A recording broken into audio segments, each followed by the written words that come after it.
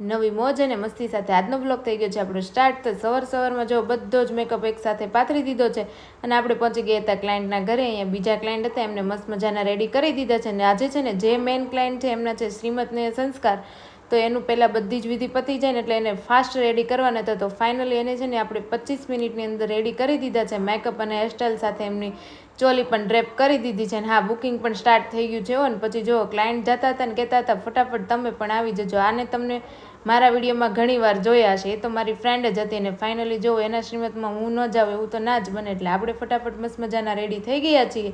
અને જો વેધર પણ કંઈક વરસાદવાળો થઈ ગયું છે. ને વરસાદ આવે એ જ પહેલાં આપણે ફટાફટ ફોટો પડાવી લઈએ. અને આ બાજુ જો અમે લોકોએ મસ્ત મજાનો ફોટો પડાવી લીધો. આપણે ત્યાં જમવાનું ના હોય એટલે આપણે પહોંચી ગયા હતા ઘરે આવી અને જોયું પ્રિયાનભાઈ રડતા હતા.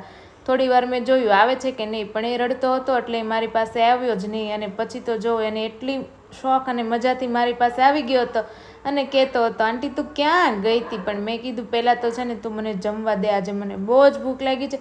મસ્ત મજાનું મમ્મીએ બપોરે જોરદારની રસોઈ બનાવી નાખી હતી ને આપણે બેસી ગયા હતા જમવાના. આજે તો છે ને સાંજે છે થેપલાવાળી, પણ અમે થેપલા કર્યા નથી, અમે બનાવી નાખી છે પૂરી. તો ચાલો, મારો વિડીયો ગમતો હોય તો લાઇક શેર અને સબસ્ક્રાઈબ કરી દેજો. ને આ પૂરી આજ તો ખાવાની છે પણ કાલે પણ ખાવાની છો, એટલે જરૂરથી લાઇક કરતા જાજો વિડીયોને. બાય.